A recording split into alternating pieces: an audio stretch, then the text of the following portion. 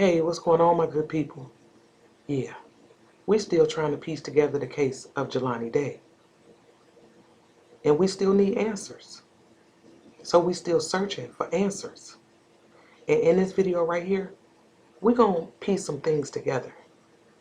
But in order to do so, we have to follow direction. So, come on, ride with me. On September the 4th, police found the body of Jelani Day at about 9:47 a.m. based off of a tip. Somebody called in a tip. They went out there, found his body, and they found the body east of the Illinois Route 251 bridge along the South Riverbank. And we all had questions about that because it was like, where exactly did y'all find him? And how did he get there? Those are some of the lingering questions that we have. So we're going to look at a few things to try to pinpoint exactly where he was found. Okay? So looking at this map right here, I have outlined the 251 bridge right here in red, okay?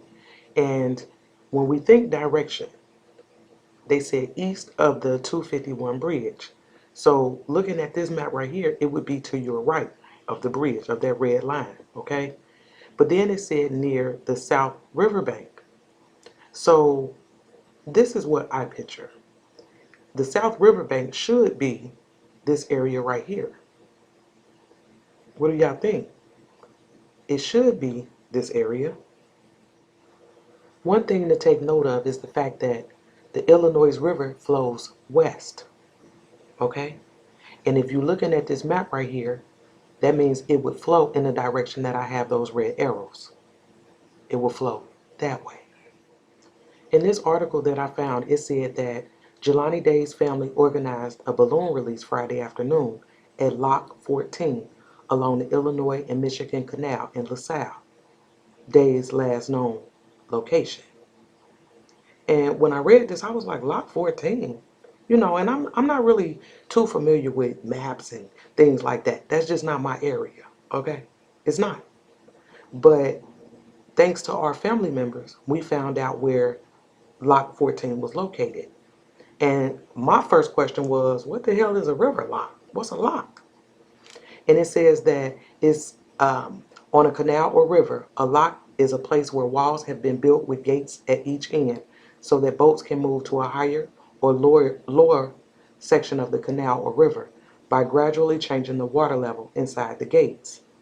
And if you look at this map right here, Lock 14 is located where that red dot is. Okay?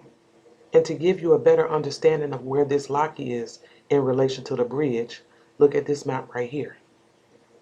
Okay? This is where it's located. This is where they gave the balloon release. And in this article right here, it said that Carmen Bolden Day said the dock was the closest they could get to where Jelani was found for the balloon release. She walked east along the canal, leading a party of over 100 people to where she said her son's clothes were found. So over 100 people gathered for this balloon release. And Carmen took them on a walk. And it said east of the canal. And if you look at this map right here, I'm thinking that they walked in the direction that I have the arrows pointing. And this is just my opinion. I'm going to need y'all help on this. But I'm thinking they walked that way.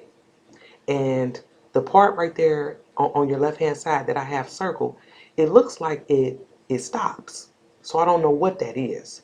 But let's get a little bit closer. Because this right here is called the Illinois and Michigan Canal Trail. And this is the direction I think they walked in. Okay? Now, that trail leads to this little spot right here. And I'm wondering if that's the spot, the dock, that Carmen was referencing in the article. Is this where they had the balloon release? I mean, because if so, his clothes was found here? On this side of the river? I mean, it just raised a lot of questions for me, you know? Now, if I'm looking at this map and where I suspect his body was found, that would mean he came from this way. because that's right there by that trail. And based off of the words of Carmen, his clothes was found in this area. And what bothers me about that, did it come from this end or further up? Because again, don't forget the river runs west. And the water moved his body to where I suspect he was found. What in the world would he be doing on that side of the river? You understand what I'm saying? And then, I know some of us feel like he was dumped up here in Peru. I mean, and if you think about it, this trail, I mean, you could go undetected, as opposed to the other side of the river where it looks more industrial. Like there's a lot of little factories and stuff over there. So, I mean, if you're thinking like a criminal, if I'm gonna dump a body, I mean, that trail would be perfect. You understand what I'm saying? So you mean to tell me they want us to believe that he walked this trail alone? No, I don't believe that. And not only that, don't forget about this right here. I was called the day before and was told that there were some clothes that were found on the riverbank where the body was found. Today is Friday. Those clothes were found on Tuesday.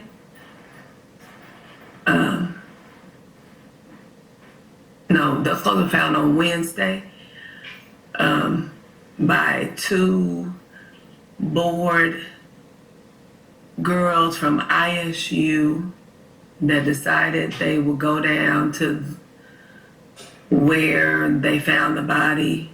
The Peru Police Department called me, sent me pictures of the clothing. At first I didn't recognize the clothing, but after looking at the picture, last seen when Jelani was at Beyond Hello, the clothes were definitely his.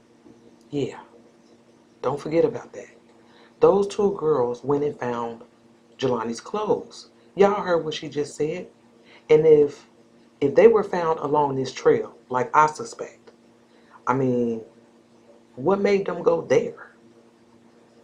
You understand what I'm saying? Why go look there?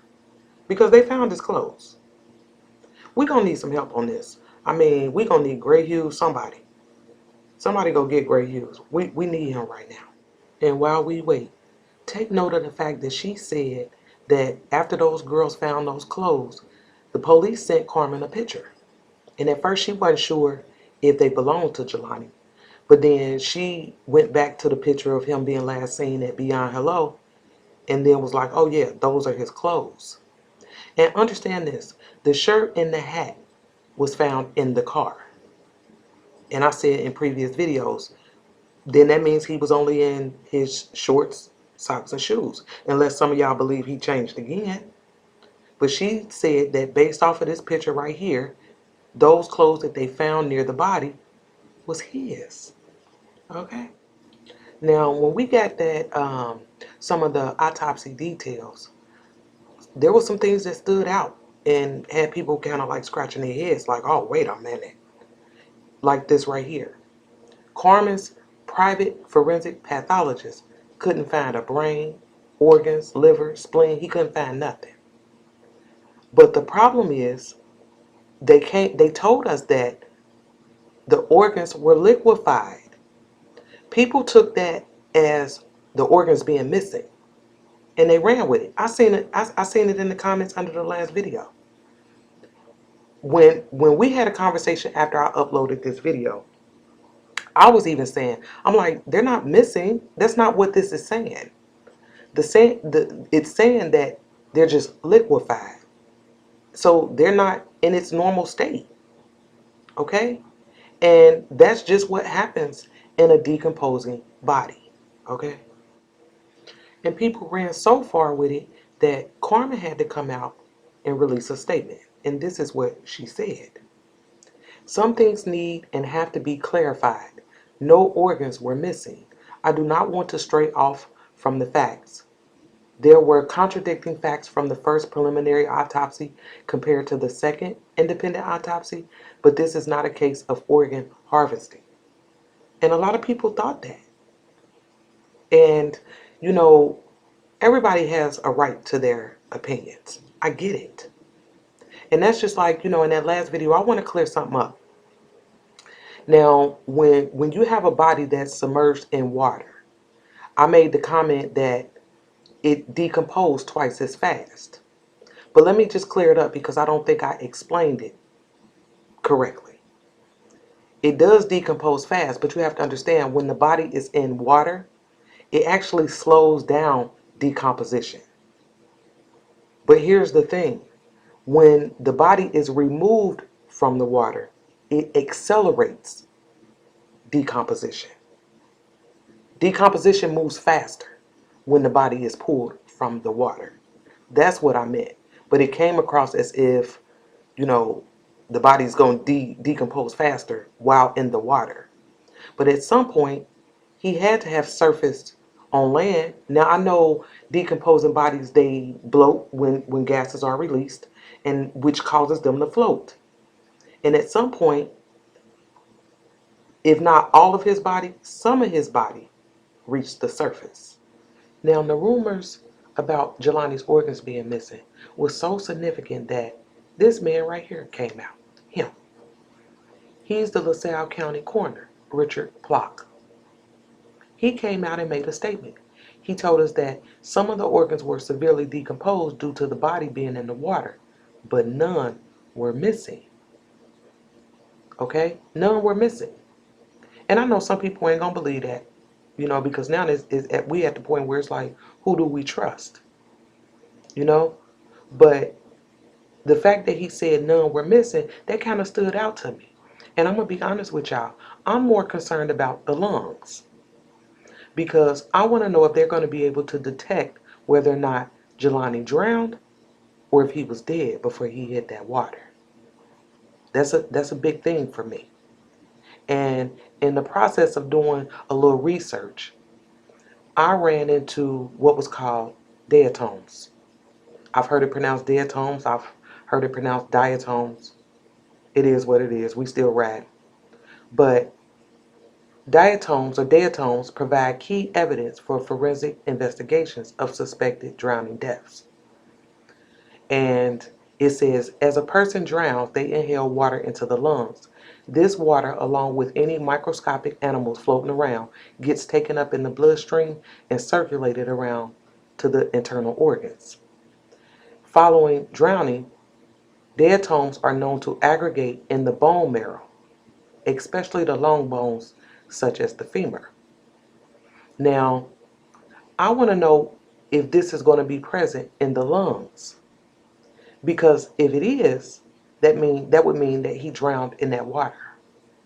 But if it's not, to me, in my opinion, in my mind, that would mean that he was dead before he went into that water.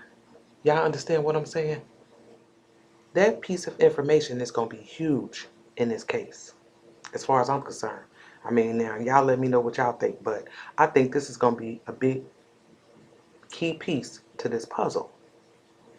Now, even in this article, when it talked about the diatoms being found in the bone marrow, especially in the long bones, such as the femur, I was like, I wonder if that's why they said that the coroner removed one of the tibia bones and sent it out for DNA analysis. I wonder if this go together. I mean, it sounds like it does. What y'all think? And y'all know what else bothers me? The fact that the coroner came out to address the rumors about the organs being missing, but he ain't said nothing about the jawbone being sawed out. We need an answer for that. Was it like that when he got the body? Was it already damaged? Or did he do that? We need to know that. And I mean, since he out here addressing shit, address that part. Can you tell us what's going on with that, Mr. Plock? We'll wait. make the news, nigga, and watch what happens. If you make it over here on this channel, nigga, we on your ass. Okay.